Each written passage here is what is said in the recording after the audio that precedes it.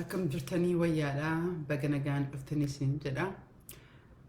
Gatii maniin dhufa jedhee waadaa seeneef dhufe jechuudha. Hopefully na dhageettan akka gaarii jedhee abdiin qaba.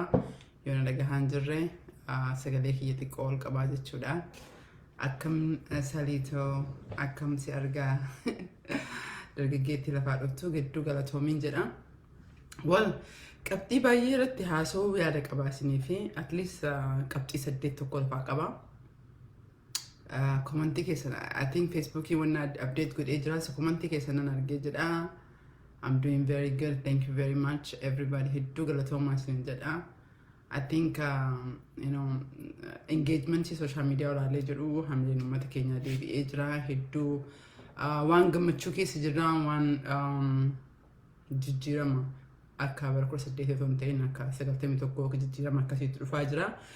I think hundu argaa jirra. Anyway, qabxii akka 8 akka barreeffadhee isinii dhufee isiniif ibsuudhaaf jechuudha. Garuu daqiiqaa 20 booda immoo miidiyaa irratti interview waan qabuu fi hedduu mara fixuun barbaadu. Garuu xiqqoo eega waadaa seenee isiniif hima jedheetiin xiqqoo bal'isee otoo hin jedhin jechuudha. Qabxiilee sanniin isinii dubbisuu fi tokko agawaa I don't know mucaan dhaab maqaa keenya manshiin godhee jira, maqaa keellee dubbatee jira. Bara 2020 keessatti section otoo lolli naannoo Tigraay irratti hin banamini section officially kan mootummaa Ameerikaa gaafatee jedhenu katabbiidhaan officially karaa warra laabii kennaatiin maqoota nama gurguramtoota akka maqaa jiraalee dubbachuu hin dandeenya akka mana pirezidaantii naannoo Oromiyaa akka keessa jiru hedduu maqaa jira namoota jeneraaltota aangoorra jiranii kan lola naannoo Tigraay irratti himatanii ka wannaa jalaa galchee jedhenu. So anyway sanirratti illee marii hedduun booda agoon kuni miidhaa akkamii uummata keenya irra geessaa because namni maatii miiliyonotaan lakkaa'amuttu agoo murtii hadhatee kana miidhama. Fakkeenyaa fi industiriaalii wajjin miidhamee jira. Industiriyaaliin sun yoo ilaaltanii jettan ilmaan Oromoo lafarraa buqqisee ijaaramee naafxanyoota achitti galche. Hundi naafxanyaa jechuu miti. Ergamtoota kan ammaan goora jiran sirna naafxanyaa kana ka fidanii abbaatti ta'an kana. Kanaafiyyuu marii guddaadhaan hin ta'amu hin ta'u haagoon ka jedhamu mootummaan Ameerikaa yeroo hedduutti fudhateetiin waan murteesse jechuudha. Sanirraallee miidiyaan illee na gaafatee jedha guddisee isinitti dubbadhu jechuudha. Qabxii lammataa irratti qaraka dubbachuu dhufee jedhe hadha special envoy haasaan USIP wajji godhe argitanii jirtan. USIP wajjini juunii waggaa dabre urgeenye ture prezidentii USIP jechuudha yeroo sanii advisory prezidentii Trump ture wajji yeroo lama wajji haasofne haala Oromoo irratti nutichi kun yeroo san maqaan isaa ambaasadar Jaanii Kaarson jedhama. Inni Itoophiyaallee ture waan raajiniin ta'ee jedhu. Maannaan jedhe ani Itoophiyaa baay'een beekaa Itoophiyaan kan beeku Itoophiyaan tanaa miti naan jedhe raajii guddaa ta'e. Nevertheless especially hadha waan dubbate keessatti qabxii 5 tokko dubbadhee jedhe gabaabseetuma qabxii 8 keessaa yeroo biraa deebi'ee bal'inaan waliin mari'achuu yaadan qaba. Garuu amma waan booda miidiyaa irratti dhufuuf daqiiqaa 15 booda 20 booda guddisee fixuun barbaadu garuu xiqqishoo waan dhufee hin dubbadha isiniin jedhee xiqqishoo isinii ibsuu barbaadeetiin jechuudha. Special envoy irratti waan raajiitti isinitti waa hedduu dubbatee jira. I don't know dhageettan taatee abdiin qaba because social media irratti asii achi waan deemaa jiruuf. Tokkoffaan lolli kuni isa war crime akka ta'ee jedhee mootummaan Ameerikaa special envoy nama UN keessatti dhageettii guddaa qabu nama hedduu kabajaa guddaa qabu jechuudha. Itoophiyaan Ameerikaan bakka Itoophiyaa qabdu kanaaf jecha nama akkanaa kana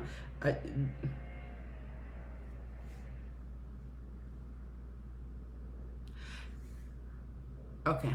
Anyway, baka guru brade isinitti mee jedha. So ka isan libadhiseetiin kun ammoo focusing kenna maalitti jira maarratti godhaa jirra isin maal godhaa jirtanii ka jettu tokko ka beektanii nama hidhamtoonni manadhaa keessa jirtaa gadhaatti security tu jira so security jiraatu jira jadi gadhiifamuu qabdu kan jedhu lammata irratti ammoo duuti miidhaan mirga namaa kan argee Somaaliyaa Tigraay keessa qofatu hin ta'in Oromiyaa keessa independent investigation Itoophiyaa guutuu keessa ta'uu qaba kan jedhu Kun ammoo raajii ji'oottan dabre kana keessatti dhaabbilee hedduu wal geenyee waan jirruuf akkamitti rakkoon Oromiyaa keessa jiru gabaabsee sinatti meen jedha akkamitti akka dhokatee jedhee maaf dhokatee jedhee special case waa biyya naannoo lamarra dalagnee jiru nuti ji'oottan 10 dabre jechuudha walloodhaa fi rakkoo Yemen irratti ta'ee dalagnee jira. It is amazing waan achitti akkamitti mootummaan gamtoome kuniyyuu hattuun the most corrupt case jira mootummaa Itoophiyaatiin waliin ta'eetiin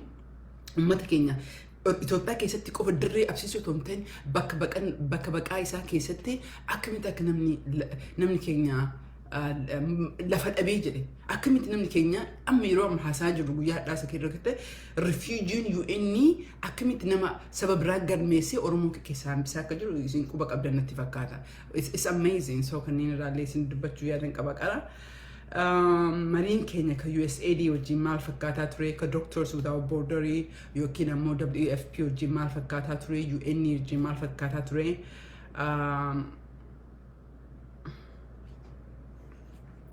Anyway, qabxii 8 isin jedhee ture amma ka mee maal gochuu qabna ka jiru xiqqoo ammoo kana aarsirraa isin dubbadhee jedhee xiqqoo karaa infixee jedha because inde yoo I think bakka interview irratti akka gaarii marii guddaa eegutti jiranii achitti hin dubbannee jenna.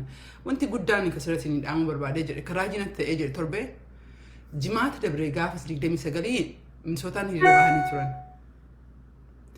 Means ummanni keenya ka hiriira bahee fi ummanni keenya akka sirba deemee jedhe yeroon sun ani sirbaa fi mitali nama hedduu nama kana kabaju nama jaaladhu leemti mee of laalaa jedha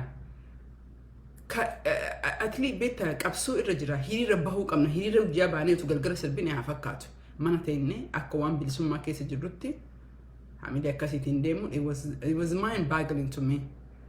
Sagaagaltuu nama keenya kaasee achi dhaabbatu kan hin jaaladha yeroo baay'ee asillee nama gaarii fakkaachuu barbaada kana irratti illee nama gaarii fakkaachuu barbaada kan ficcisiisee kan ajjeesisee ka gabrummaa keenya farda harkisee jedhee namoota kana kanaafiyyuu ummanni keenya hiriirri gaafa jiraatee gaafa isin waamanii jedhanii kan godhuu qabdani hiriirri waan adda addaa yeroo gabaabaa kana keessatti godhamuuf deemaa jira wanta adda addaa sanii kophaa kee dubbachuun barbaannee marii hedduutu deemaa jira keessaan yeroo kana keessatti Oromoo maal ta'uu qaba yeroo kana keessatti haasaa argatan kana irratti eenyuyyuu Finfinnee dhufee Oromiyaa ka fudhatu tokko hin jiru amma nuyi malee garuu gaaffiin nuti wal taaneetiin gaaffii kenna deeffachuu dandeenya kan jedhu irratti kanaafiyyuu of gaafachuu qabna maal godhaa jirra qabsoo kana keessatti jijjiirama dhufu kana keessatti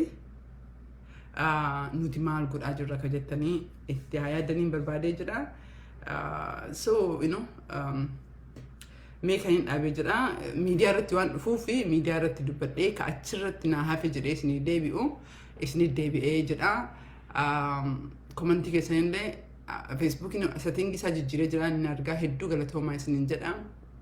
So waan gaarii biyyi waan gaarii irra jirti mootummaan sirnaaf xanyaa kun yeroo dhumaa isaa irra jira kana jechuun ammoo ammallee sa'aatii dhumaa kana keessa gaaga'umiinsa hedduutu dhufuuf jira dhufuuf jaata namni keenya hedduutu buqqa'uu deemaa hattuutu kana keessa ka'a nama hamtuu nama yartuutu kana keessa ka'ee jira kana irratti akkamitti uummanni keenya of eeguu qaba uummanni keenya akkamitti naannoo isaa bilisoomsuu qaba uummanni keenya warroonni mootummaa PP wajji jiru sa'aatiin kun sa'aatii dabre kana keessatti akkamitti humna keenya kanatti dabalameetiin naannoo ofii ganda ofii biyya ofii dirmachiisee jedha.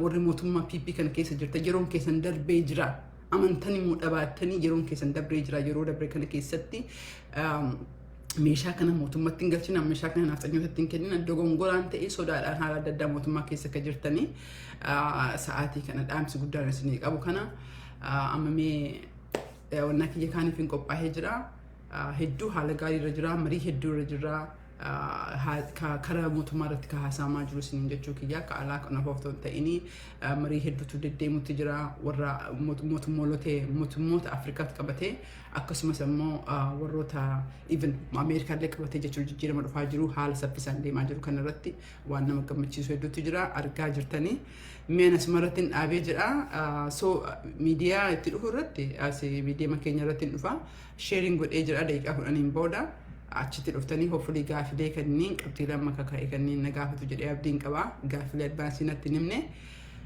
achitti walitti deebinaa warroonni kun wansi gadi nama keenya focus in asii torbaan lama durallee dubbadhee jira we have to remain focus Sigalee namni qabsoo du'iitii Oromoof dubbachuu hin dandeenye Oromoo qarqaaruuf asii achi fiigee jedha gareen. Qabsoo Oromoo kan namni keenya kan daa'imman itti qalamtu kan dubartiin gudeedamaa jirtu keessatti kan hin dubbanne jijjiirama fiduuf asii achi fiiguun hin ta'u. Amma fokkasiin keenya tokkoof tokko qofa saffisaanii otoo namni keenya baay'een hin du'in ooredii rakkoo keessa turre gabrummaa kan ofirraa buusuudha.